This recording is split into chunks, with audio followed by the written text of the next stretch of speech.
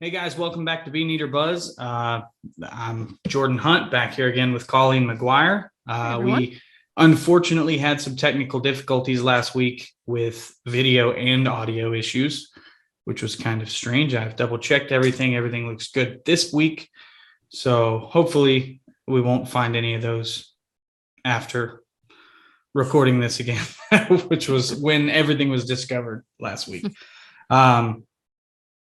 Not the 2 weeks I think any of us had hoped for. No, not at all. Just to recap, Washington Nationals series, we lost that 1-2.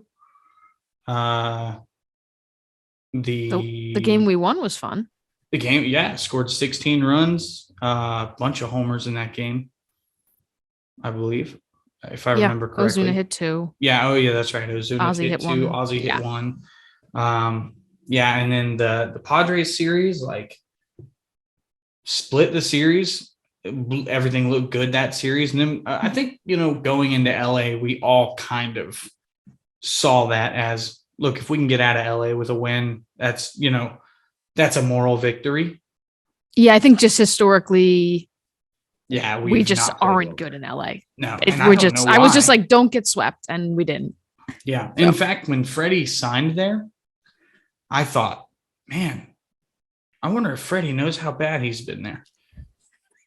I really did. I thought that. I was like, That's funny. But, obviously that didn't affect him. He had 2 homers against us in that series. And sure did. Yeah.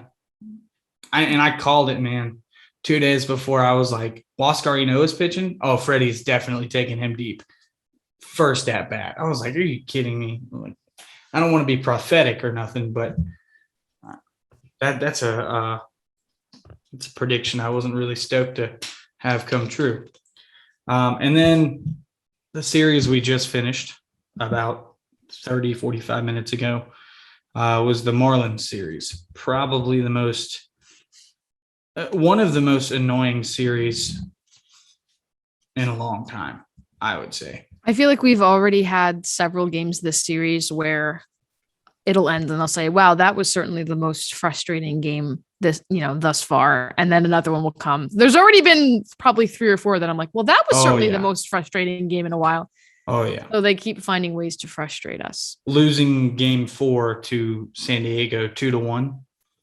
Yeah, I guess we could start there because that was pretty aggravating. Yeah, that was Sunday. That was Bryce Elder's second start. And since we haven't already touched on it, in Elder's first start, he looked phenomenal. And that was the 16-4 game that we won. Now, maybe he pitched so well because he had a huge lead and he didn't care. And he was just like, I'm going to throw strikes and they're going to put it on the ground. But then, even in the San Diego series, in that game that we lost 2-1, he walked 5 in that game. Yeah. But he looked like, man, like the way he was getting in and out of stuff, it was like, wow, this is impressive. Like to only allow 2 runs was really impressive.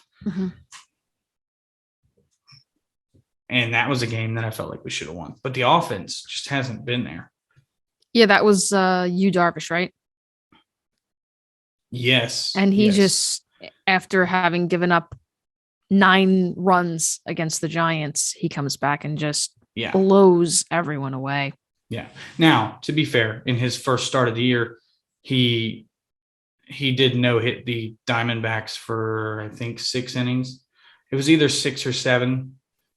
Game 1, Darvish no-hit him for however many innings, and then game 2, Sean Manaea no-hit them for however many innings. Yeah. So Darvish is a great pitcher. I mean, there's a reason I try to get him in fantasy every year. He strikes out a ton of guys. However, it just, and maybe the Braves might be the most affected team by what is seemingly a dead baseball.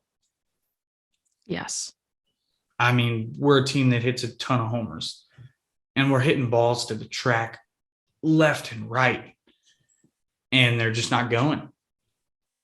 Yeah, there was most notably, I think, in the San Diego series, that one that Manny Pena hit that was robbed, which that was a great catch. So, I mean, but that was just, you just expect that ball to go out. And I couldn't believe it. It was like the summation of the season so far. 420, 430. And I mean, yeah, credit to Trent Grisham. That was an incredible catch. Yeah. Yeah, just, I don't know. But before we get too negative, because anybody who follows Beaneater Buzz on Twitter, they saw some of the things I was tweeting last night. I was frustrated, and I was trying really hard to like hone it in a little bit, but then people were telling me like, hey, it's April, it doesn't matter. Like, yeah, who I bet is pissed about the last few Aprils? The Mets and the Phillies. Because when now to be fair, last year they were pretty good in April. And we struggled early on, but 2019, 2018, like those seasons, the Braves didn't win the division by a ton. And they very well could have been lost in April. Mm-hmm.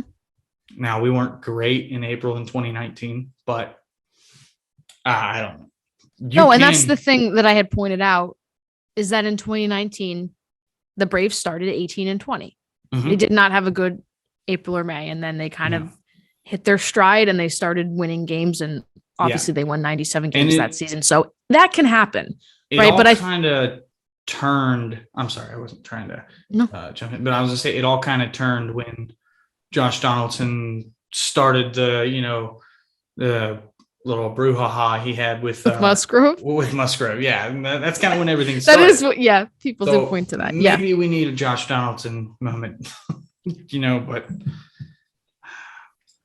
I don't know. Yeah, it is early. It is April. Yeah, and we saw last year that a team can hit their stride at any point and win a lot of games. So I'm not declaring the season over. I saw someone today that said this team's going to lose 100 games. And I'm like, okay, first of all, what? There's just no way that happens unless like 8 of the guys get injured. It's like, that's ridiculous. Like, I get some of those overreactions are ridiculous, but like it makes sense to be frustrated by a team that just can't really put it all together and is supposed to be good. It feels like we're sort of reliving what we dealt with at the beginning of last year. But these games are as important as they are later in the season. It's like you can say now, okay, it's early and you have time to make up ground, but what if we get to September and we're 1 or 2 games behind the Mets? That's when you look back at some of those winnable games in April and May and you say, wow, maybe if we did try to win those games, this would be a different situation. And I remember last year, the game where Alec Boehm did not touch home plate. I remember thinking after that game, God, I hope this division does not come down to one game. Yeah, I think luckily we didn't. That didn't happen. But those are the things that, especially these divisional games and against the Marlins and the Nationals, like you've really got to try to win those series. Not sweeps necessarily, but you've really got to try to win. And not that they weren't trying to win, but there's just a lot of frustrating things that are happening. I don't know that winning was a priority last night. And I don't mean anything bad about Spencer Strider. That guy is ridiculous. Mm-hmm. And he has a career. And yes, I believe his career is in the back end of a bullpen. That's where he is going to be the best he can be in the major leagues. This is only his second professional season. He has never pitched in high leverage and relief appearance.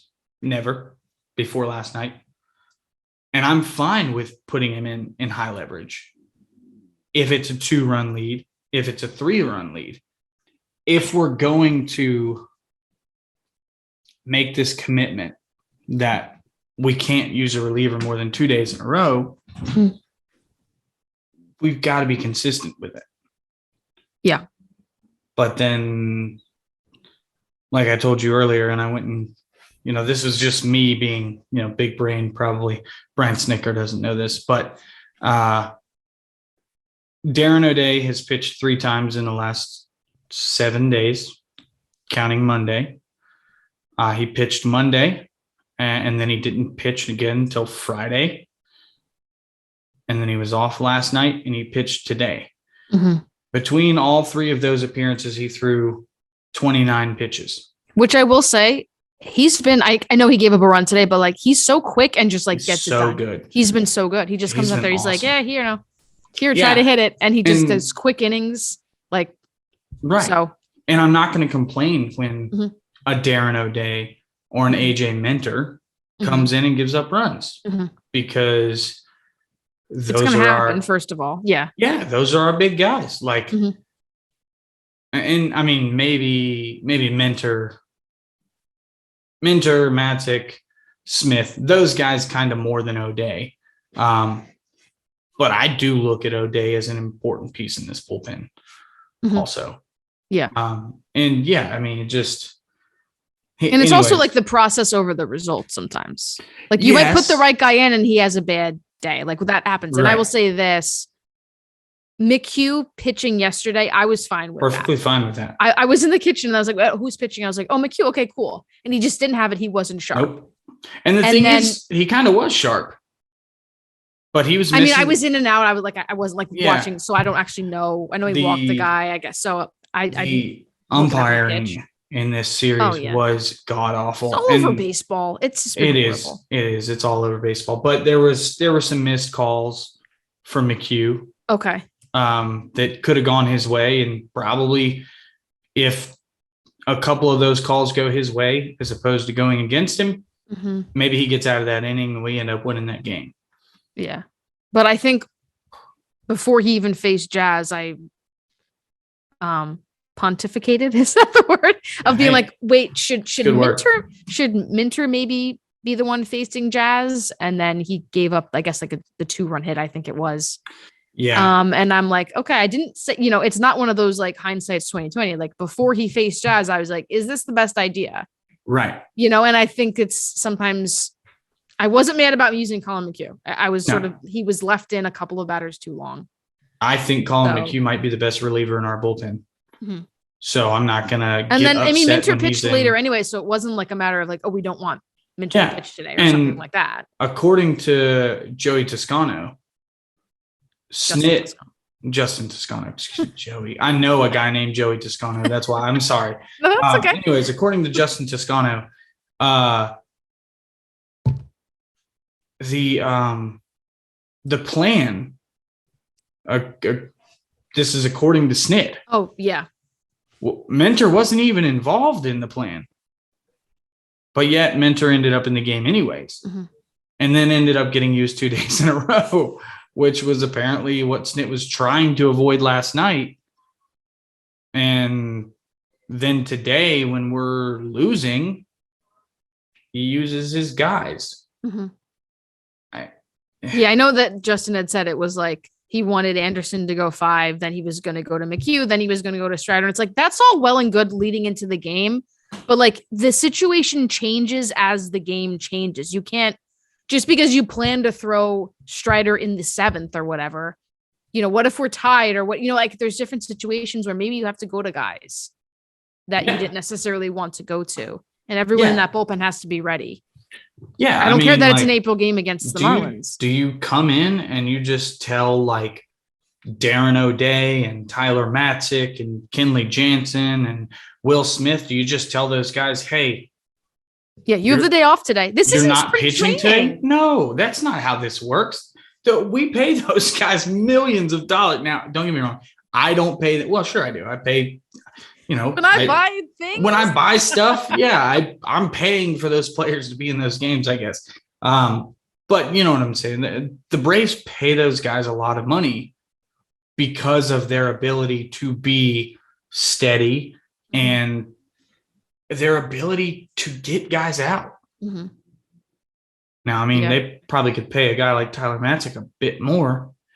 I think that was one, I got to say something about that.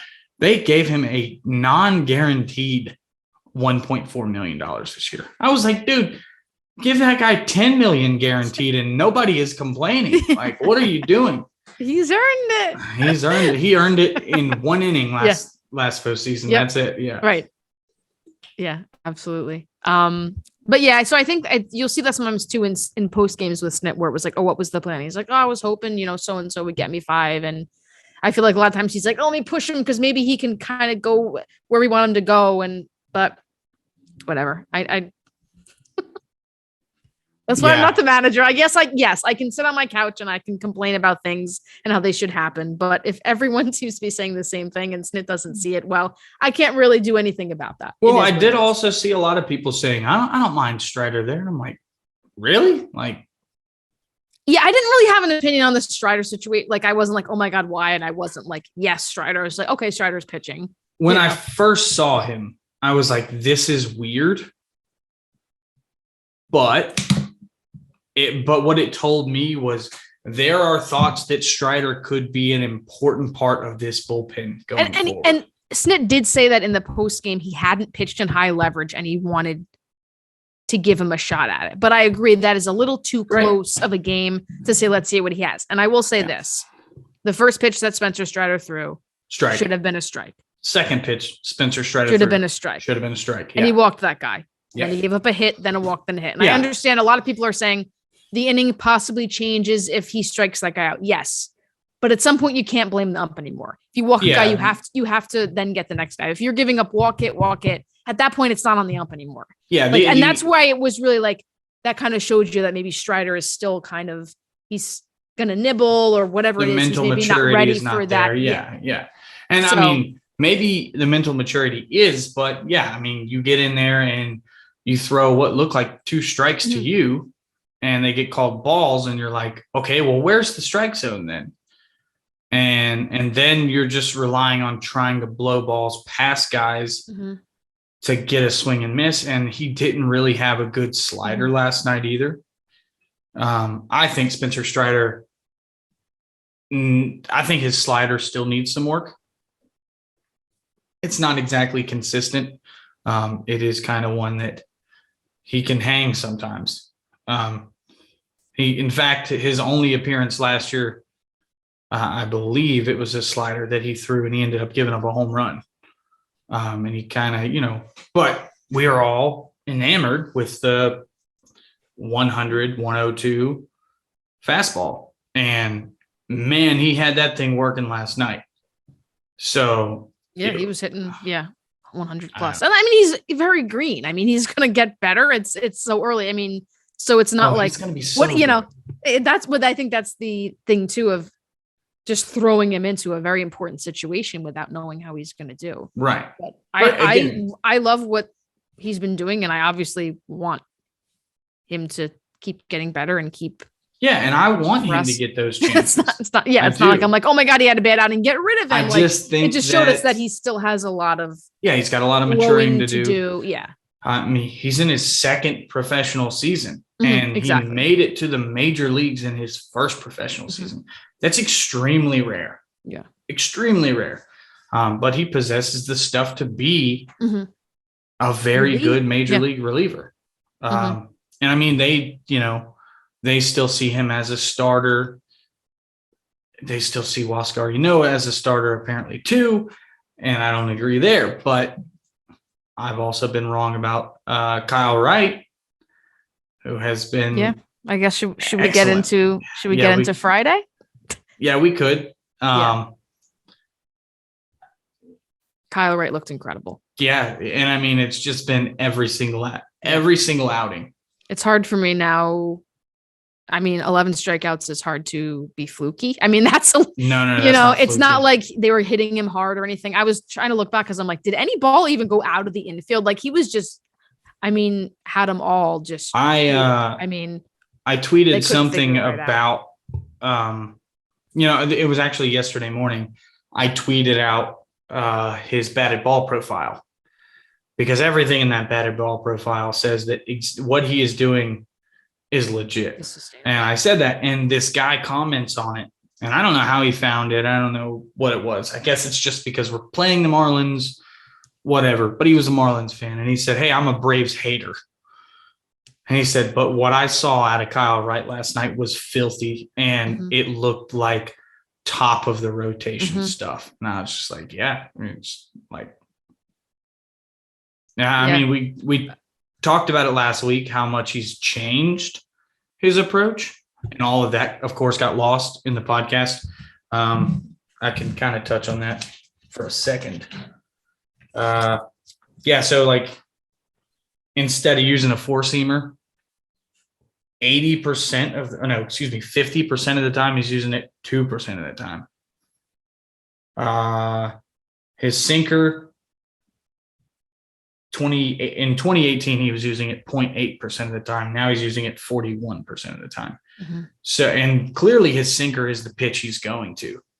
I mean, that thing moves so much. Yeah. Like it just dies. I mean, how many of on a those right-hander. yeah, I was going to say how many of those strikeouts were just pitches that they were just like golfing at Yeah. because they're like, oh, wait a second. Like Yeah. he's just, I mean, the movement on it is incredible. There was one too, I think it was Jacob Stallings, that just like started out over the middle of the plate. And I mean, by the time he finished his swing, like it was like almost behind him. It like went around him. It was, Yeah.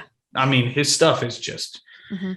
disgusting. And he's gone from using his slider 27% of the time to 7% of the time, and using his curveball 14% of the time to 32% of the time. He's completely changed himself as a pitcher. Mhm. I mean, and that kind of speaks to what Snit has said, that he needed that chance to go to AAA and just mature, just really kind of dive in. And he always had the stuff. Always had it. He always had it. I mean, he would come up and make spot starts or whatever he was going to do. And for 2 innings, it would be like, oh man, this is it. He's finally here. And then it would just be like 3 walks in an inning and the wheels are falling off. And it just. And that bases loaded jam he got into, that Snit came out to the mound and it's like, oh no, he's going to take him out. And I guess he said he felt good. And he let him, and it could have all unraveled. Yeah. And it didn't. It just come back under the mound and he got out of it. And that is huge for his confidence. Oh, dude. Yeah. I was at work. And for those of you who don't know, I'm a welder. I work for Volvo now. I just got a new job. So like the way my job works is I'm on an assembly line. So I've got one truck coming and then I got to get out of that truck and then wait for the next truck. So I'm watching the game on my phone, sitting over there on my welder, and the bases are loaded. And I'm like, oh God. And I see Snit coming out. So my first thought was, okay, he's taking him out. I got to weld this truck. Yeah. So I got to go weld this truck. Takes me like 8 minutes to weld a truck. When I got out, the Braves are back up and they still haven't scored. And I'm like, man, all right. So whoever he brought in got it done. And then I was like, I wonder if he did leave Kyle in. And I went back and looked, and sure enough, I was like, holy crap, Kyle Wright got out of that. He like to know, like I hadn't even seen what actually transpired and how the conversation looked. All I had seen was Snit walking to the mound, me immediately thinking, that's it. I think Chip said something like, oh, he's going to take him out. And then Jeff was like, well, wait a minute. Cause he's kind of talking to him. And I think he was like, because Jeff has been there for those conversations, you know, he knows what Chip doesn't know. I mean, he doesn't know anything. He doesn't know anything. He just sits in the press box and he's a talking head. That's all he is. Basically. But yeah, Jeff's been there for those moments. So he could kind of read what Snit was saying and Snit smiling the whole time. And you see Kyle just like, yeah. And like, I think it was Dansby or somebody like patted him on the back. Like, yeah, dude, like this is you. And it's your inning. Yeah. And for him to just like, rise to that challenge. Yeah, I know. I was like, oh yeah. And so just good stuff, man. 11 strikeouts. Honestly, it makes yesterday even more aggravating for me. Because Ian Anderson, while he didn't have his best game, he still got through 5 innings and gave up only 2 runs. And he gave the offense a chance to win that game. And they immediately put up 2 more runs. with the Alex Dickerson home run, which thank God that guy finally got something. And it was at .090 expected I batting know, average, which to me was like, that's the baseball gods being like, here, you can have this one. And then I was in the kitchen, but then I came in to like watch the replay of it. And it was really like, it was so high. And I was like, surely that's just going to fall right into Anderson's glove. And it was like, no, right out of here. Right in the monkey grass. Yeah. Yeah. And, Chip actually said today that of every home run that Alex Dickerson has hit in his career, it had the lowest exit velocity. I was like, it was a very weirdly, of course, hit, but hit ball. It just like you said, this is the baseball gods just being like, you know what, we'll let you have this one. We owe you one. Yeah. So and so it was 4-2 at that point. Reilly hit when it was 5-2, and it was a fun game for a while. We'd be down, we'd come back, and then you're down and you come back. And I was like, this is going to be one of those back and forth games. And unfortunately, we couldn't get it going any further. And just guys just didn't have it in the bullpen. When we gave up those 3 runs and they took the lead, I was like, man, and I even tweeted, I said, this is what we would call a bad loss. Like, this isn't good. And then Dansby comes through, man. He gets that big 2, or I don't know if it was 2 outs, but was it 2 either outs? way? I'm not sure, but either way, there's 2 runs. Yeah, he gives us back the lead, and I was immediately like, okay, we're gonna win this game. Like you don't blow something like that twice. Yeah, I agree. And then that's when Strider came in, and it was just like, okay. Yeah, that's the thing too, especially like you just get the lead back and you're like, let's try it with Strider. It's just such a, and I think that's why I got so emotional about it. I was like, dude, your offense twice.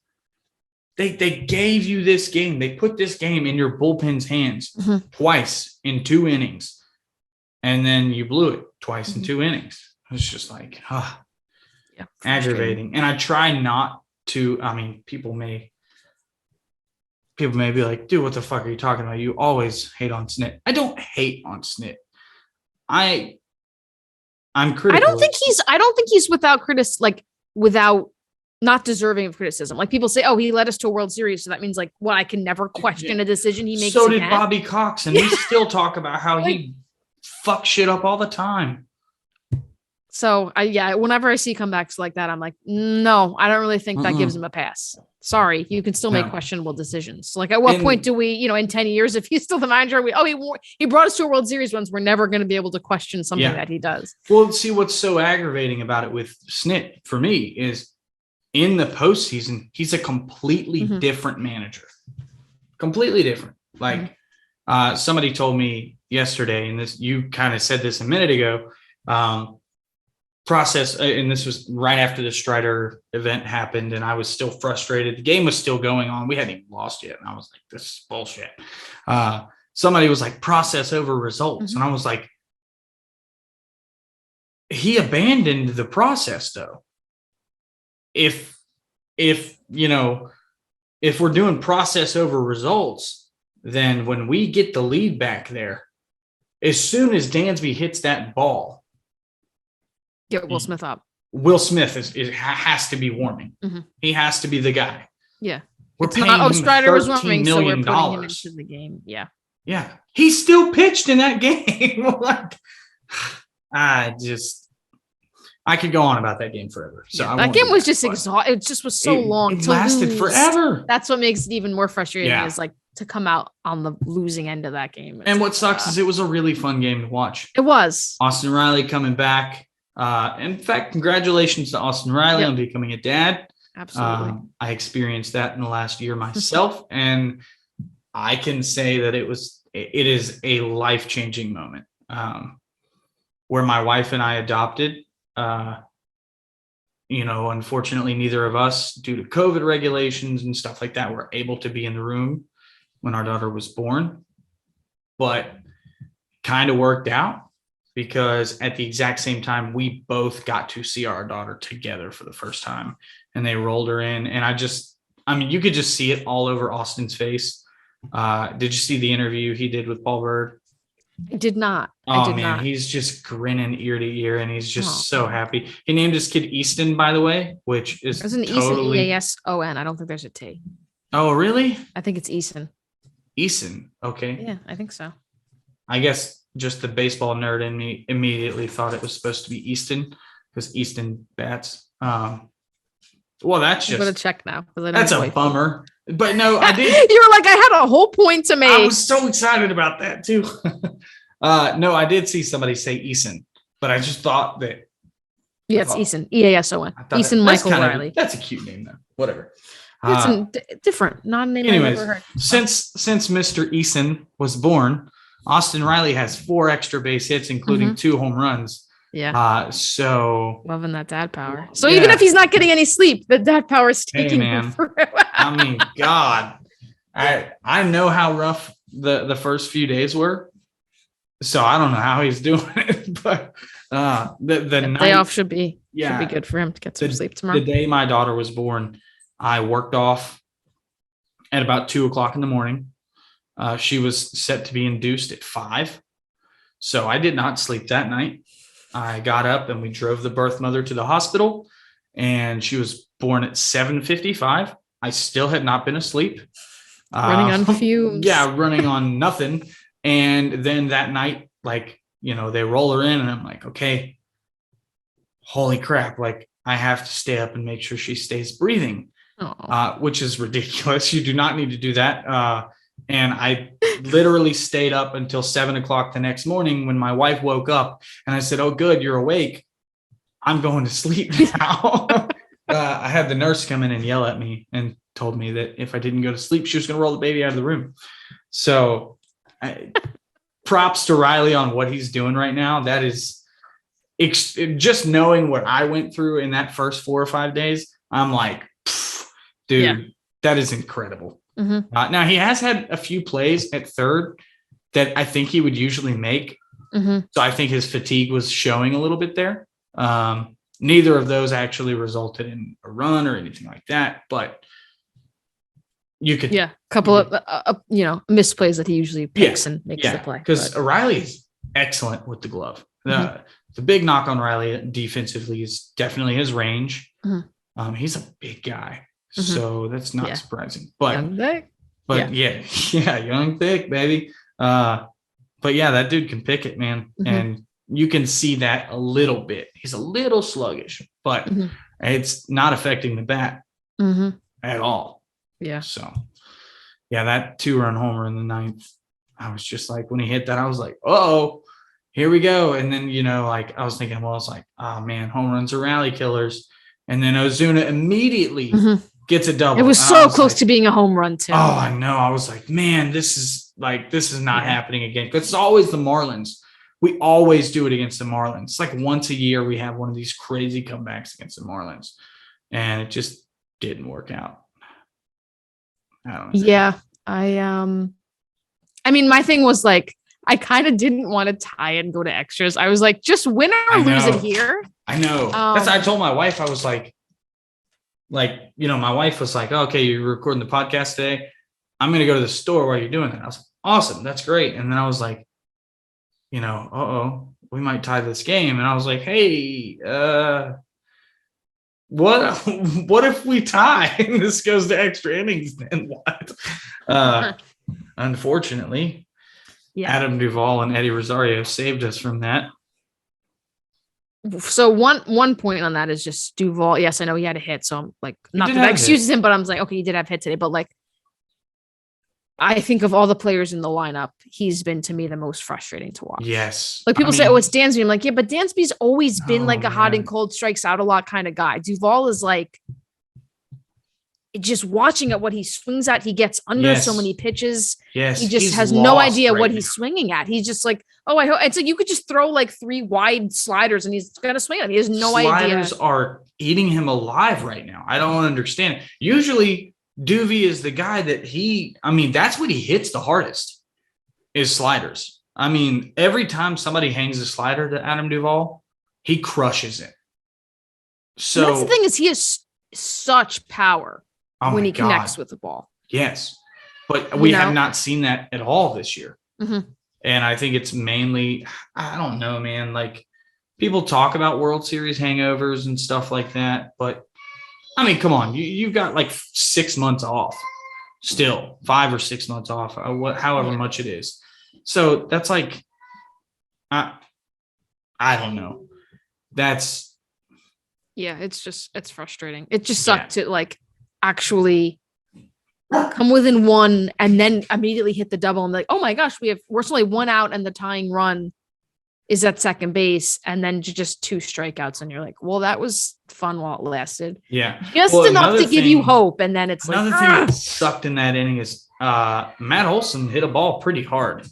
Yeah. And it just happened to be right at somebody. Mm-hmm. And if that ball falls and then Reilly hits that homer, it's a tie game. Mm-hmm. So, yeah, it was frustrating inning. Probably should have won that game, especially considering we were 1 for 14 with runners in scoring position today. That's unacceptable, to be completely honest. Yeah, I would have probably, and I said this before he came up, probably pinch hit Travis for Eddie. And I know that like what people were saying is like, yeah, then if you tie it, you're like defensive entire, like it's like, but I think you take that risk. Weird there. If Fried has to play right field, Fried plays right field. But I just think, what if, I don't know, he might strike out and end it, and then you don't have to worry about it. He might hit a home run, and then you don't have to worry about it. But yeah, I guess it sort of is what it is at this point. But I think Snit was like, oh, it's a lefty. I got to keep him in. It's like, but Travis is a better hitter. And he hasn't shown you anything that it matters, righty, lefty, that he's going to hit the ball. So to be completely honest, the way that Eddie Rosario is swinging the bat right now, there's part of me that would consider pinch hitting Max Fried. I mean, I'm not against even the Marlins last year. Against the Marlins, that'd be crazy to do it again. But yeah, it's just like Eddie and Duvall both look completely just lost. Yeah, up there, and it's hard to watch. Mm-hmm. And especially if they're hitting like 5th and 6th in the lineup really doesn't say a lot. Like that's pretty uninspiring to show like what's, if they're 5th and 6th, it's like, oh, what do we have behind them? Yeah. I mean, it would take a lot right now for me to be like, Dansby should be in front of these guys. But right now, Dansby is being more consistent, I guess, if you want to call it that, or he's had a little bit more success, I guess, is what I would say. Yeah, he had 2 hits yesterday. He walked today, so I'm like, maybe he's seeing the ball a little bit better. Yeah, maybe. I mean, I hope. Yeah, so. I don't know. Yeah, it's just hard. It's hard right now. The bottom half of our lineup is just somebody said yesterday when he hit the triple. Somebody said, "Oh, well, that only fell because of bad defensive play." I was like, dude, he hit it. He still hit the ball well. That's what I'm saying. Yeah. 3 miles an hour. I'd rather that than a strikeout, even if it had gotten caught. That shows me that he saw the ball enough to hit it well. So even if that ball gets caught, I'm like, that's a good sign for Dansby because he just hit a ball 103 miles an hour. Yeah. I mean, that's what we want guys to do. It's just. I agree. Yeah. This lineup needs Ronald Acuña back so badly.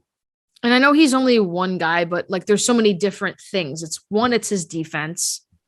2, it's his bat.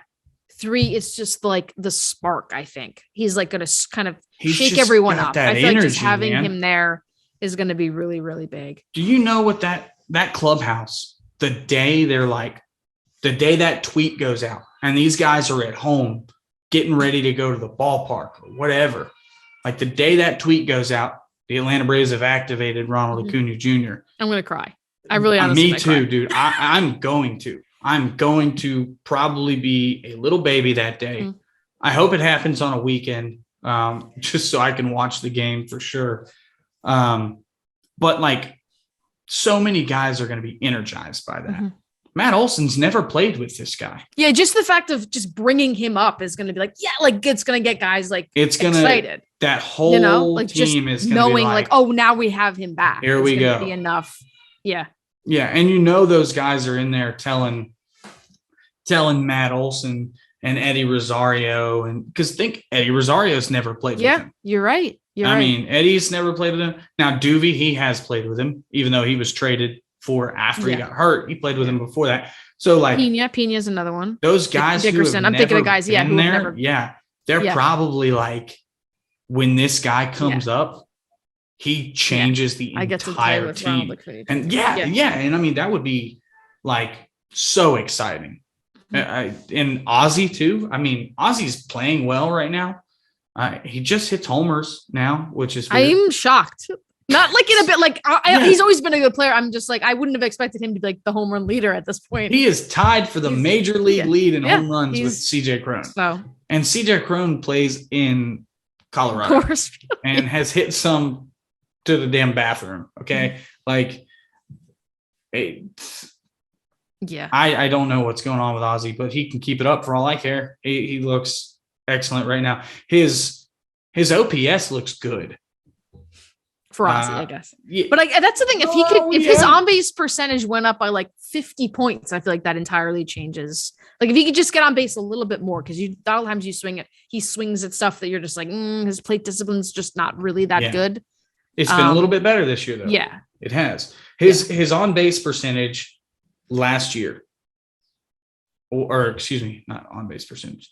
Yeah, his on base was at like 3-0 something, 312, something like that.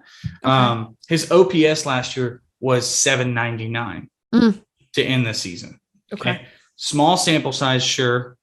66 at bats. It's not really a terribly small sample size, but 66 at bats. His on base plus slugging OPS is 901 right now. From the right side, you're saying? No.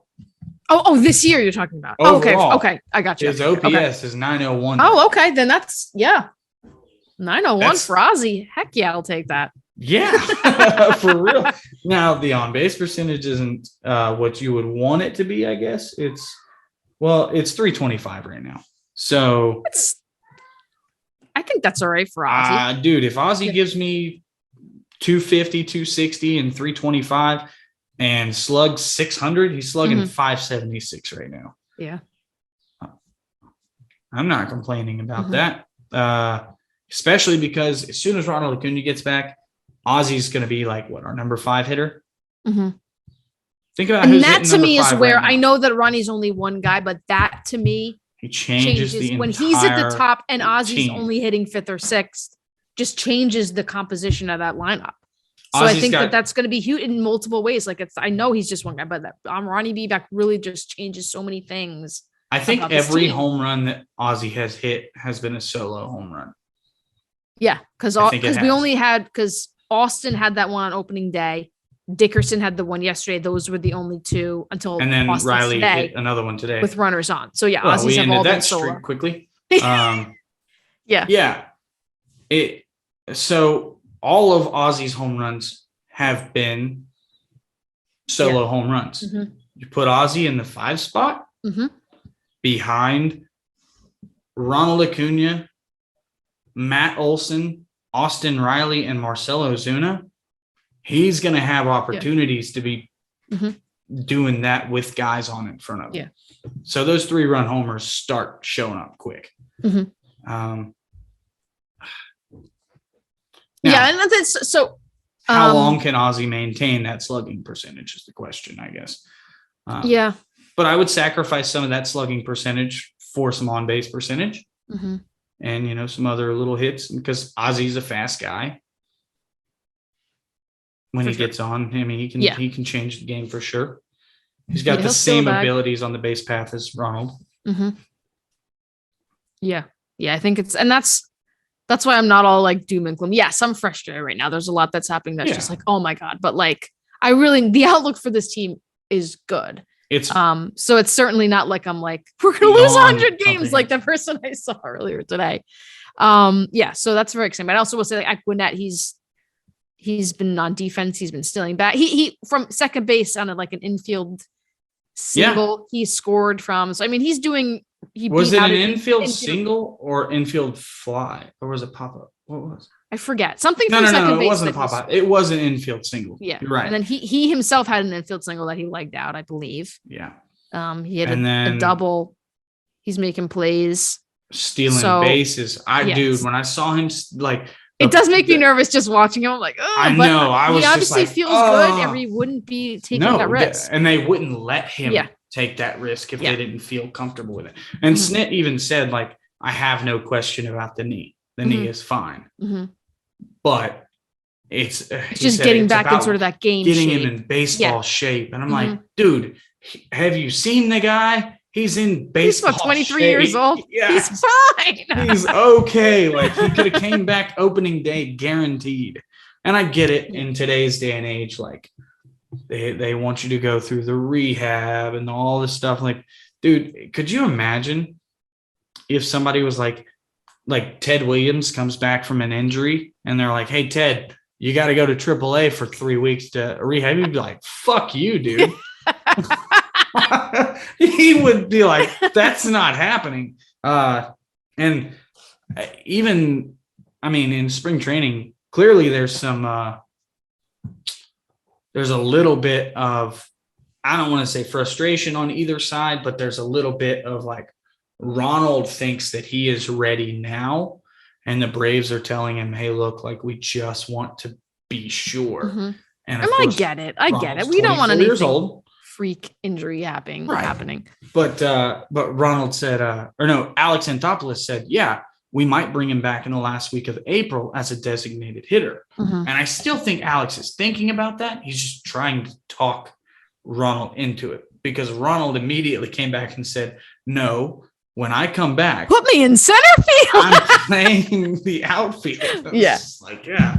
Now, I don't think Ronald should be playing center field.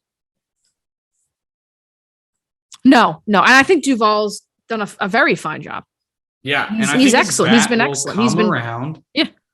And that's the thing with Dansby too. Like, both of them are so good on defense that you don't want to lose those gloves. So, like, I get it. I mean, if Duvall was sitting 8th, it'd be that's an entirely different situation. Obviously, he might be. Is kind of he might be when Ronnie comes back and pushing things down. But yeah, that's why I'm fine with him being in center field. And I know it's still the tentative May 6th for him, but I feel like now you're starting to hear things of like, oh, he could come back Alex earlier. Said today that May 6th is the target. This is what Alex said. May 6th is the target date, but it may be sooner. Yeah. And I just knowing that the series before that is against the Mets. Like, if I'm Alex Anthopoulos and Brian Snitker, like, after the series we just had, what we're seeing right now, after what we just had against the Marlins, I might be Alex and saying, hey, let's call Ronald and talk to him and say, hey, do you want to come up tomorrow or Tuesday DH. And DH for 2 weeks? I mean, I would seriously consider having that conversation, because Ronald Acuña got to watch his team win a World Series without him on the field. He is single-handedly carrying Gwinnett right now. Yeah. And he is ready. There's no question in my mind. Ronald Acuña is winning MVP this year. Like, love it. That sounds super bold because he missed a month, but if he's got a lot to compensate, he's got a lot of time that he's got to make up for. But if there's a player who can do it, it's Ronald. He's definitely winning comeback player of the year, no question. Hands down. Like, regardless of, I don't think there's anybody else even in his wheelhouse that would be even considered a possibility. I don't know. Byron Buxton, by the way, I don't know if you saw this. He had 2 homers today. Hit a walk-off homer. Yeah. I like that guy. I wish we would have traded for him. Yeah. When the Twins were low on him, and this guy's never the deadline last year. Oh my God, dude. Yep. Now they signed him for 7 years, so that's not 7 years. Hey, but you know what? Good for him. I mean, no, he's one of those when he's healthy, he's a top so good 5-10 player in baseball. Yep. And I didn't realize this.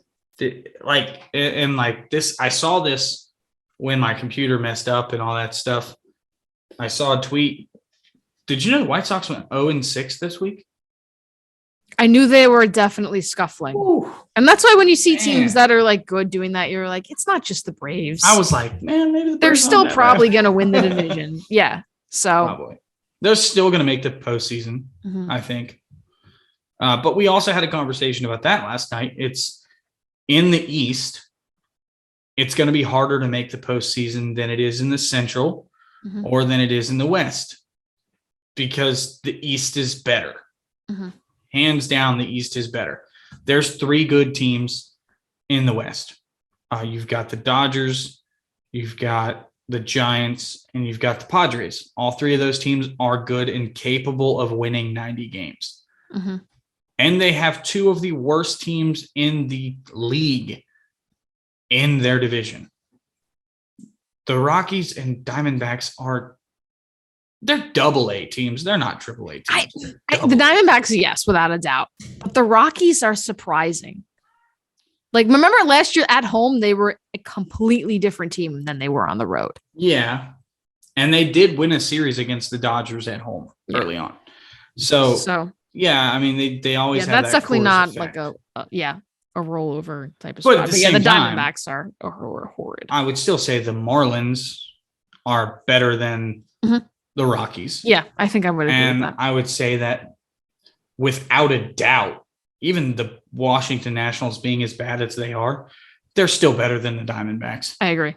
I mean, the Diamondbacks are terrible. Probably the only team in the league that I would say is worse than the Diamondbacks is the Reds. And we just so happen to be the only team that they've been able to even split a series against, which is also so frustrating. Just I don't know. There's and I don't want to sound too negative. I don't want people to watch this and be like, man, I don't ever want to watch that shit again. These guys are negative as fuck. Just that's being realistic. It's acknowledging that, like, I keep seeing people saying, like, oh, the Mets are just going to be the Mets. They're going to fall off. And I'm just like, I don't know. There's something about this team that seems special to me. We can't count on that. Yeah. And we don't know how many games back we're going to be in May or June. I mean, last year we had the benefit of, like, we were only a few out and it was like, okay, maybe we do make these moves. We can't count on that happening again this year. One thing that was consistent across the National League East last year was that no team was pulling away. They were not playing well. None of them were. Yeah. The Mets, I don't know what they did today. Let me look. They're winning when I checked. I don't know if they're still playing now. That's not what I wanted to hear. But yes, Diamondbacks. It's hard. They won one of them, so I don't really think you can count on the Diamondbacks to take a series against the Mets. No, and the Mets are up 6-2 in the 9th. Yeah, sounds about right. So the Mets are 11-5. And I know people say, "Oh, look at the teams they've played," but, like, it's not like we've been playing. We've played the Nats, we've played the Reds, we've played the Marlins. It's not like we've been playing all really good teams. So the Mets have been able to win the games against the Diamondbacks and the Nats. We've only played 2 good teams. Yeah. I mean, okay, I see the Marlins as better than a lot of people do. Did I think we were going to lose this series? No. But we did. Yeah. And we shouldn't have. But I still think they are better. A lot better than they were last year, for sure. Without a doubt. They're a lot and the better. Marlins also have they've always played hard against us. I don't think the Marlins really have ever been like, just you roll over them. No. You know? The only team in the National League East that have actually played the Marlins well is probably the Mets. Probably. I don't know their record against them, but I know historically we've been pretty good against them, but it's not like it's always been easy wins, I guess is what I'm saying. Yeah, we have, as far as looking at the record wise. Like, if you just looked at the record, like, I mean, we won 15 games against them in 2019? Yeah, I think so. Yeah. 15 games against them in 2019. But, like, every single one of those wins were, like, hard fought wins. They weren't easy games. And now that the Marlins are just getting better, There's beef between the Braves and the Marlins with the Ronald Acuña stuff. Like, they want to beat us. They're not going to come in and just say, hey, we know we suck. Like, you guys, just let us win one. Yeah. We'll let you guys win too. Like, they're not going to do that. Yeah. They want to win just like we do. I don't know. Yep, for sure. Yeah. Yeah. But I guess, should we just circle back to the Dodgers series for a minute? Yeah. Because there are a couple of things of note there, I think. Yep. Obviously, we already said earlier, Freddie, of course, hit a home run in his first at bat against the Braves. It was like, that is the only, narrative that the sports media needed, was for that to happen. Oh, and when that happened like earlier than like some sort of walk-off thing or the something MLB like tweet that they ended up deleting. Freddie's revenge. What's he getting revenge for? We offered him more money than they did. Like, yeah, that's okay. We'll get our revenge in October if we can somehow overcome losing all these games in April. Yeah. But so I guess so we did lose that first game, which obviously Newcomb was put in that game in a questionable situation, a game that potentially we should touch on that. We could have come back to win, but then Sean Newcomb was designated for assignment the next day. And we pulled off a trade. And we've now got Jesse Chavez back on the squad. I love that guy. I love him too. I'm like, he hasn't. Yeah, I looked at like his numbers. Yeah, I was like, and I was like, that's a lot of blue. But he had like 5 strikeouts last night. So I'm like, well, we're probably going to use him differently than the Cubs were trying to use. Yeah, because the Cubs are like not that good. So, I mean, they probably saw, he had some success with the Braves last year. Let's give him a chance. He can come up and we'll make him our 7th or 8th inning guy. And obviously that's probably not going to work, but they did use him in a little bit of, I guess, long relief. He had a couple outings of 2 innings plus. One was 2 innings, one was 2.1 innings, and he had 0.2 innings. And in the 0.2 inning outing, he gave up 3 runs. Okay. Which accounted for 3 of the 4 runs that he had allowed with the Cubs. So, I mean, really, there's, now the batted ball profile doesn't look good either. I mean, at all. It looks horrific. But, he gets on this team. Bullpen is much, much better. Yeah, if we're using him like how they were using Newcomb, or like if he comes in as just to kind of get some innings, if we need a guy to just come in there and not some sort of high leverage thing. And then that's the difference between having him and Newcomb is like, okay, say we're down 4 runs and they're like, all right, well, we need somebody to eat innings. Jesse could eat 2-3 innings for us. And we know he's going to throw strikes. Yeah. He just doesn't walk a lot of guys. Newcomb, on the other hand, walks the world. He either walks the world or he strikes out the side in 10 pitches. Like, it's just the inconsistency was the most frustrating thing about Sean Newcomb. Yeah. But so we did end up getting something potentially of value for Newcomb, so that was good. Yeah. And that was a maddening loss as well. It was. We were all really frustrated with bringing in Newcomb there because it was like the game was still within reach. It was like 3-0 or 3-1 at that point, I think. It was. I think it was 3. It was 3 because it was the bases clearing Trey Turner double and made 6. And we ended up scoring 4 runs shortly after that, and it was like, oh well. Yeah, I don't know if it was just a last ditch effort. Let's see what Newcomb gives us. I don't know if it was like, oh, this is Kershaw, they're probably not scoring. I never know what goes on in the discussion. So, that makes that Newcomb situation actually makes the Marlins series even more frustrating because we were being told, well, we can't use all these guys every day. Oh, okay. Well, when are we going to use them? Because it's like, I mean, and I get it. It's like a lot of our guys are overworked. Like they've used not overworked this season, but a lot of our guys went deep in the postseason last year. Yeah. Even right. A lot of those guys have pitched more than they've ever pitched. Yeah. Like I get that. That's fine. So, yeah. stop using them in games when we're down 5-1. I mean, Matzik pitched today down 4 runs. Not gonna lie, that frustrated me a little bit. Why? Yeah. You had Stevens and Thornburg down there, fresh as can be. Neither of those guys has pitched in like 4 or 5 days. Like, and I mean, I don't know how to say this, but like, nobody even thought like there's going to be even a chance we're going to come back in this game. Right. It was only the 4th inning at that point, and you're only down 2 runs. Or maybe it might have been 3-0 at that point. I don't remember, but still, it was like within reach enough. It wasn't like it was the 8th inning and we were down 10-0. Like, there was a lot of game left. But today, to be down 5-1, and Matzik is pitching in the 7th inning, it's like, why couldn't we use Matzik? Right. So last night? Exactly. So you had faith in us coming back in this game, but you didn't have faith in us coming back in the. Yeah, I don't know. It wasn't even coming back. We had a lead last night.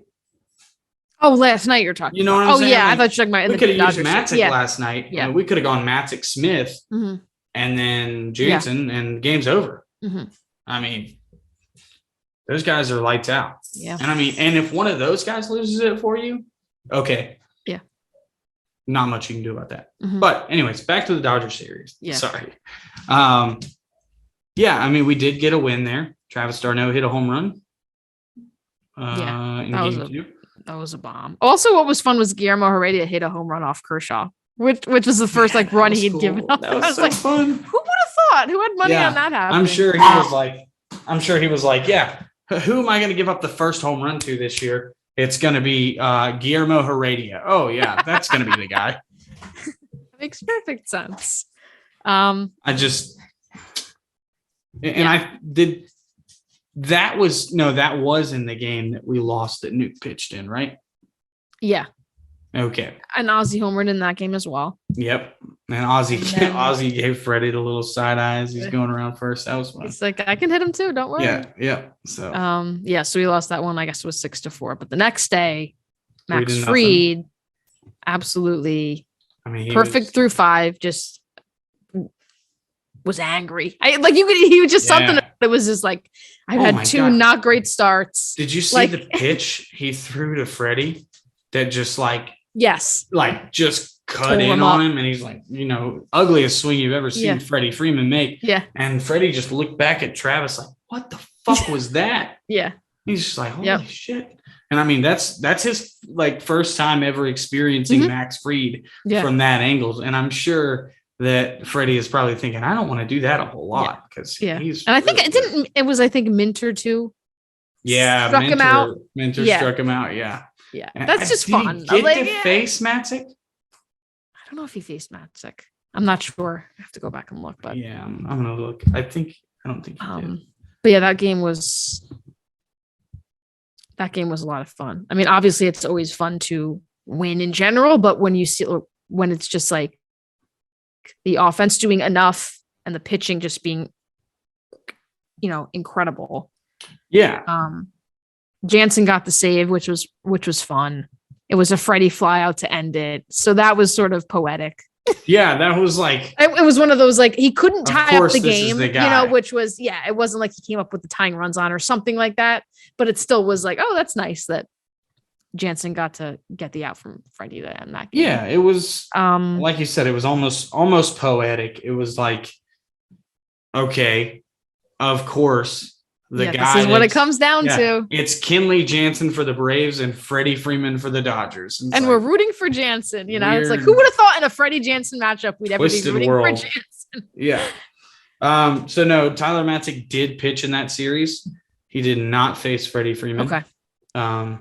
He gave up a run on a ground out. Oh yeah, it was like that Chris Taylor, that wild pitch he got to third. Yeah. Which was like, whatever. It wasn't the tying run. So I was like, if he scores, he scores. But so he didn't face him. But it is what it is. But in in Atlanta, I guarantee you they will make that matchup happen. If there's a close game, which there will be between the Braves and the Dodgers at some point in that 4-game series, and they need a big out from a left-handed pitcher against Freddie Freeman. Yeah. Tyler Matzik is going to be the guy. Which it'll be fun, especially if Matzik strikes him out. Like, that place is going to go wild. If I actually am thinking about, because like I did want to go down to Atlanta at some point this season. I was just like, deciding which series and when. Yeah. And now I'm like, do I go down for the Dodger series? That would be kind of fun. Have you looked at ticket prices though? No. They're up there. Yeah, that probably, yeah. Like I haven't even looked, but $400 or $500. Wow, really? Yeah. They are not cheap. I'll have to check TickPick. Yeah. I went and looked at them like as soon as it was like, okay, this is when Freddie's coming home. I was like, man, maybe I want to be there. Yeah, that makes sense. Yeah. And I looked at them and I was like, yeah, there's no way I'm buying those. Like, I'm just not going to spend that much money. I could buy that ticket. I bet you it's going to be a standing room only game. For sure. Yeah. No. Which I know they did it for opening day. They had standing room only. It was like $20. They did it this weekend. Oh, did they? Oh, wow. Yeah. The Marlin series sold out? Yep. Marlin series sold out and they had standing room only tickets. I did that in. That's what happens when you win a World Series. Yeah, that's true. And on a weekend, yeah, I guess that makes sense. But in 2013, I was down in Atlanta. And it happened to be during the NLDS against the Dodgers. Okay. And it was the game 2. And they were selling standing room only. It was like the Jason it was Hayward. Definitely pretty. It was the game they won. Yeah, the Jason Hayward single up the middle to score 2 runs. Give us a lead. Yeah.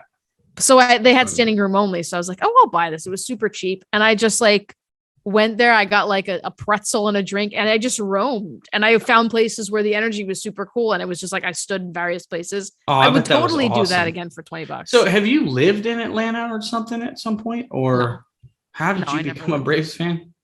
My dad started watching them in the 90s when they were on TBS. Maybe the late 80s. Okay. And so he was like, he was like rooting for them when I was growing up. And so that's how I became a fan. So it's just, to me, like the 90s are like his, like he obviously still roots for them and he was happy they won the World Series, but he's like the 90s, that was like my team, so he doesn't have the attachment to this, like this era as he did there. But we both noted today was Chipper Jones's birthday. So happy birthday to Chipper Jones. But I think Chipper Jones is the guy that made a lot of us fall in love with baseball. Yeah. I mean, 1999 was the first season I watched and I was 9 years old and I was just like, this dude was doing things that like, I didn't think were even possible on a baseball field. And he was fun to watch. And it was just like, I like watching this. And then that was about the same time as the John Rocker and the Mets crap was going on. So it was like, there was a lot going on. Chipper Jones, the Mets killer. Yeah. So Love Chipper. It's good times. Good times. Favorite player. Well, I mean, outside of the Dodgers series, I mean, there really wasn't much else there. We lost 2 games to 1. So we did go 2 and 4 on the week. Yeah.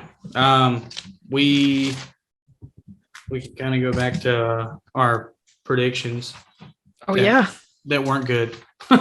No, they really weren't. We didn't land a single thing. No points for anyone. So 2 weeks ago, you said Travis d'Arnaud with 2 homers. I said Reilly with 3 homers. We both said 4 and 3. We were wrong on all of it. Travis didn't you get a point though? Didn't you? Somebody hit a homer and you got a point. Reilly? The first week. Yeah. You weren't right on how many homers, but you did get a point. No, against the Nats, he hit a home run. Reilly did? Yeah. That last game. We won 3-1. I mean, lost 3-1. Excuse me. He hit the home run, a solo home run. Oh, you're right. So you did get an 8 point. Okay. I didn't know that. I didn't write it down. So yes. You could have just let me go with that one. Yeah. You got away with it. Well, Yeah. So fine. I got 2 points that week. And then this week, we both said Ozuna in 2, and he didn't hit any homers. He almost hit one today, and almost. He didn't want to give us each a point. He's still playing very well, though. I agree. I mean, every time he comes to the plate with runners on or something, I expect something to happen. And it didn't happen today. There were a few moments today when he probably could have had a big hit, and it didn't work out. But we need a lot more than just an Austin Reilly and a Marcell Ozuna to get going. Even Matt Olson. Yeah, I'm not. It's like I'm not worried about Ozuna, d'Arnaud, Reilly, any of those guys in the top. Darno has It's been guys so like good. if one of like Eddie or Duval can get going, that also just one of them if they can have one like of sort of those a big guys. week. Yeah. But see, that's the thing. You add Ronald Acuña Jr. to this lineup, you are adding that other guy. Yeah. Because nobody has any question. Like he's going to come up and be Ronald Acuña Jr. He's not going to come up and be like, oh, well, he's got a slow start. Oh, no. What he's doing in AAA, he's going to do that here. Yeah. So you are adding that bat. And I mean, adding Ronald Acuña is going to take pressure off of Duval and Rosario and Dansby. And I think those guys will feel like, okay, I don't have to be the big guy right now. There's going to be more opportunities. The top of the lineup is much longer now. Maybe I can relax and kind of settle in. And if only one of those three guys settles in a little bit, it's going to take even more pressure off the other two guys. This lineup is going to be really good. The outfield is going to figure itself out because, right now there's some Arcia's play today was just, man. I mean, it was right in the glove. Yeah. And if he catches that, we probably win the game. But anyways, and then you said we were going to go 3-3 this week. We did not get to that. I said we were going to go 4-2. Closer than you. You were more confident than I was, and even I was wrong. So that doesn't say too much. Yeah. Didn't go great. So unfortunately, no points this week. But all right. So that says week 3. I guess this is. Oh yeah. Okay. All right. Yeah. Okay. So week 4. Yeah, because technically week 1 was just the one series. But. It's so weird. The weeks have been just strange. You got a guy for homers or? Well, I don't. We probably shouldn't pick the same guy again because then it's not quite as fun. I mean, who were you going to pick? Because I have a guy, but who were you going to pick? I haven't really thought about it. All right, I was going to pick Reilly. Okay. I thought about Reilly, but I'm not going to pick Reilly. You did already pick Reilly once, so you can't repeat. No, I'm just kidding. Yes, you can. I've got a guy. Okay, I'm going to say 2 for Reilly. 2 double dad power. I'm going to go with Olsen. Okay. So you're going Reilly 2? Yep. Okay. I'm going to go with Olsen. I'm going to go safe. I'm going to say 1. I was going to say 1 feels. Yeah. Because he's just, I don't know. He's not elevating the ball the way that I think he can. I cannot believe he has not put one in the chop house yet. I don't know how that's even possible. But he's just been so good. I mean, dude. I mean, just every at bat, he's going to strike out, but he's not giving any of these at bats away. I mean, today he worked it from 0-2 to a walk. His plate has been so good. He's it's any pain that anyone had with Wright being gone needs to be dissipating. Today, I think, in one at bat. They're called out on strikes. Was it that? Or there was one at bat where he swung at a ball that it was a ball. Okay. But I don't know if it was today and maybe it was yesterday. One of the two. But it just when I saw him swing through a pitch, I was like, that pitch was disgusting. And I know it was because Matt Olson swung at it and it was 6 inches off the plate. Yeah, his eye is just. He is incredible. So. On both ends of the ball, just some of the double plays he's turned, some of the plays he's made. He's hitting doubles. He's hitting it to all fields. He's just a joy to watch. I'm so glad that he's on this team. Yeah, me too. So now the question comes, what do we think we're going to do this week? Okay, well, let's look for the Chicago series at the matchup since that's on there. So on Tuesday, we've got Marcus Stroman versus Max Fried. Yeah. On Wednesday. We better win that game. I didn't know Stroman was struggling based on what but Wednesday, it's who's this? Leiter Jr. Mark Leiter Jr. I don't know. I've never heard of this person. Never heard of him. Against Morton. He's probably going to beat the hell out of us. He's got an 11 ERA, which means, he's probably going to shut us down. Yeah. And then, of course, you're going to love this one. Drew Smiley. I know. Versus Kyle Wright. That is a game we have to win. Okay, we've got Wright on the mound. Obviously, our say ace that. at this point. Have you paid any attention? I said earlier, I was like, I would put money on Smiley shutting us down. So believe me, I understand that that's a very. But have you seen how good he's been this year? I did. I mean, I have seen that. It's just like it's just like he's just trolling us. so now, to be fair, I don't think that Smiley is going to continue that against this lineup. Also, I just think like as a lefty, so you've got righty Ozzie, Ozuna. Like I feel like you have Reilly. Yeah. Hopefully Duvall. I mean, look, everybody knows this whole team. They know what this guy throws. Mm-hmm. He throws. Yeah. Hopefully a guy like 92, Darno. 93. Yeah. And Darno, who's caught him, hopefully. Oh, yeah, dude. Darno's telling them, like, man, that curveball is going to hang so bad. You're just going to. It would just feel so good to, like, do to him what, like, guys, like, had done against him last year. Like, how many times he just gave up these home runs and stuff. It's like, so we should beat him, but I think we'll see what happens. I think we will. God, I hate to keep doing this where I feel like it should be 2-1 because I feel like it should be 2-1 against the Cubs. But I just don't know. I'm fine. I'll say it 2-1. I'm going to say 2-1 against the Cubs. All right. Let me we have Fried, like if Fried does what he's did last week, Morton really needs to sort of bounce back. He's had 2 if he starts.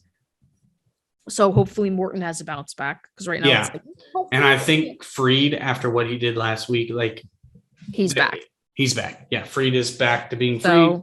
There's not going to be any frustrations there. He's just going to come out and pitch. Yeah.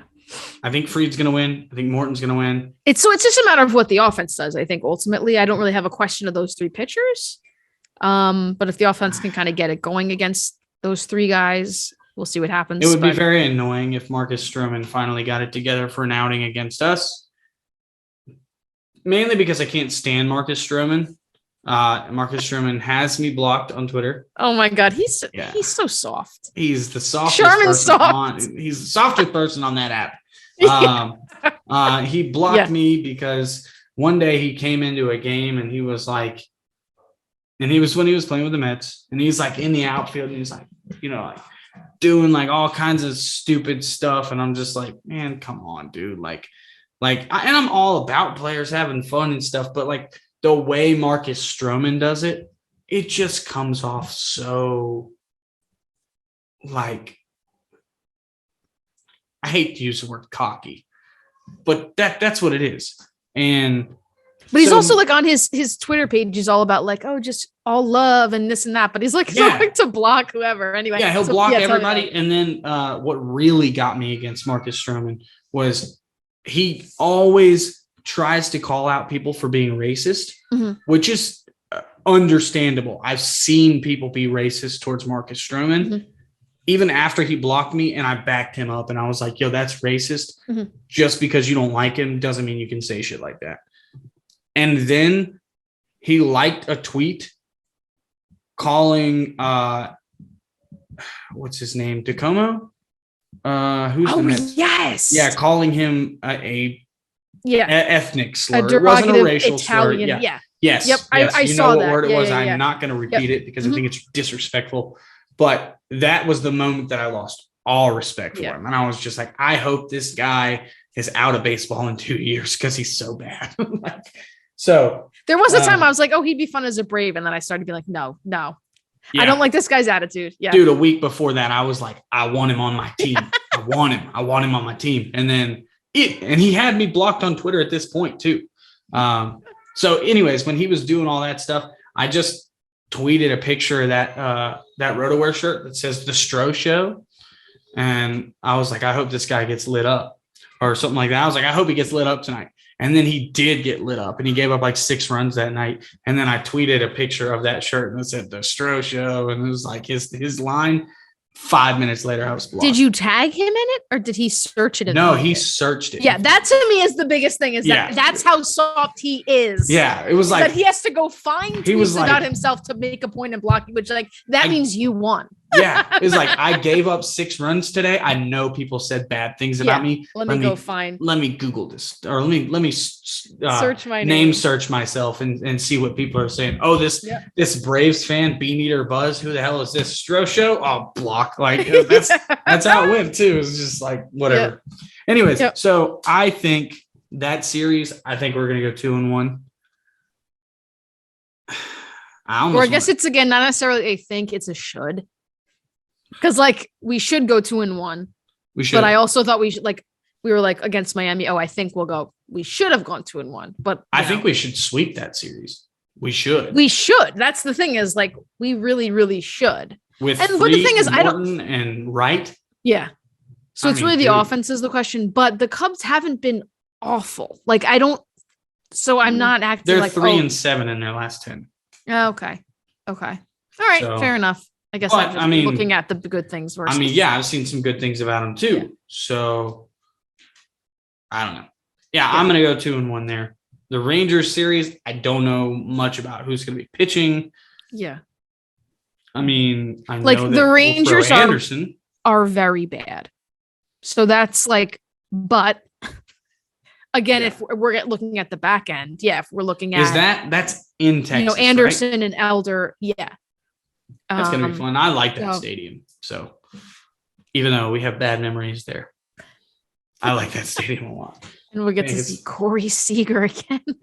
Oh man, I didn't think about it. In that stadium. Yeah. Son of a bitch. No wonder he signed there. He's probably like, I played like hell in this stadium. Bring me to Texas. That month that I called this place home, I was the best hitter on the planet. Yeah.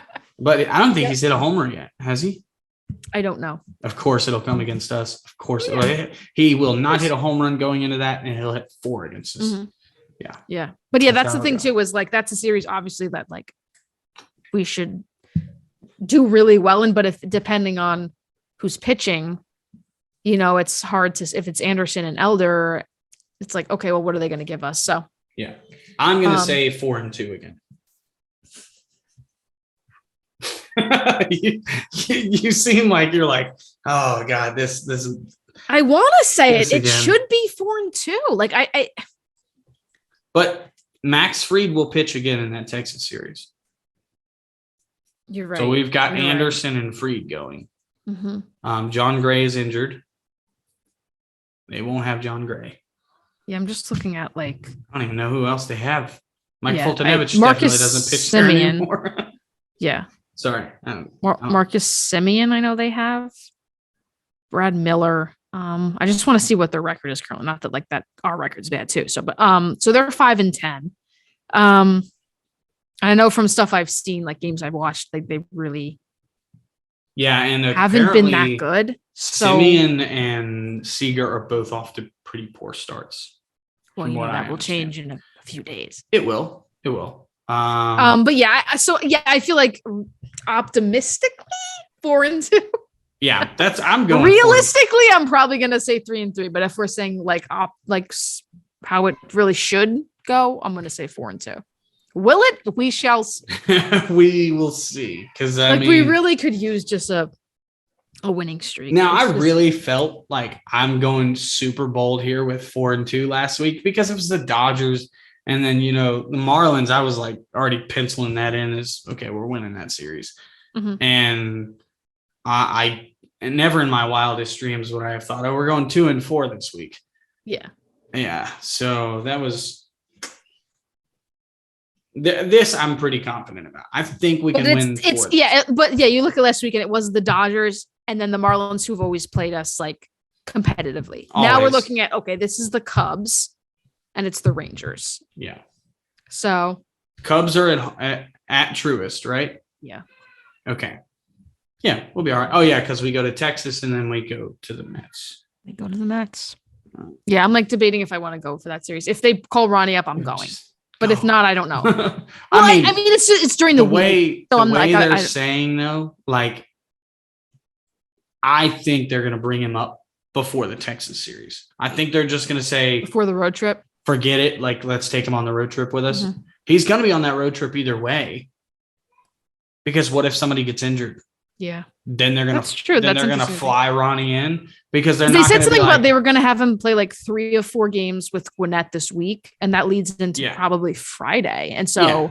And they're not going to be like, oh man, Eddie Rosario got injured. Let's bring up Preston Tucker.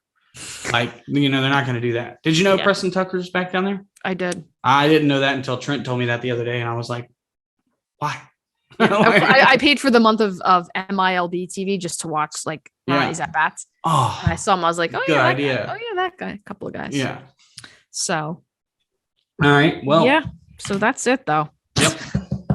Yeah. There's a bunch of venting this week, but hopefully next week. Let's just say, yes, we're frustrated but hopeful. I obviously Yes. know this team is better and they're going to put it all together. So I'm And not. that's The what sky is not being falling, and I frustrated. understand that. Yes, there's things we're annoyed about, but The sky is falling. we will lose 100 games. Yes. Apparently, according to some people on Twitter, we have already lost 100 games, and we're looking at going 155 and 7. Yeah. So Yeah. So it's going to be a rough one. But no, yeah, like you said, I'm very optimistic about the rest of the season. I even said it yesterday when Ronald Acuña gets here. This is going to be a very, very good team. The rotation is just Kyle Wright, man. Yeah. If Freed is Freed and Morton is Morton, and then we add Wright to it, then it definitely is like, okay. Changes everything. And I think ultimately overall the bullpen is going to be good. So oh yeah, and I think Anderson it'll all come together. Still Yeah. learning for sure. He doesn't quite have that top of the rotation stuff that Kyle Wright features. He just doesn't have it. Walks are a problem. Long first innings are a problem.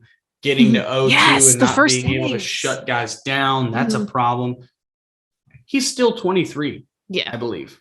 Yeah. 23 or 24. So, And I feel like because he's already pitched in okay. 2 postseasons that it's like, we think of him as like this like veteran. It's like, Yeah. no, it was No. the shortened season. And then last year, which he was injured for some of it, he's still very young. And he very basically has and this is like almost exactly what we said about Reilly last year. He basically has the equivalent of 1 full season at the major league level. He had 6 starts in 2020, and I am almost 100% sure that he had 24 starts last season. Yeah, that sounds right. And that would be 30 starts. Mhm.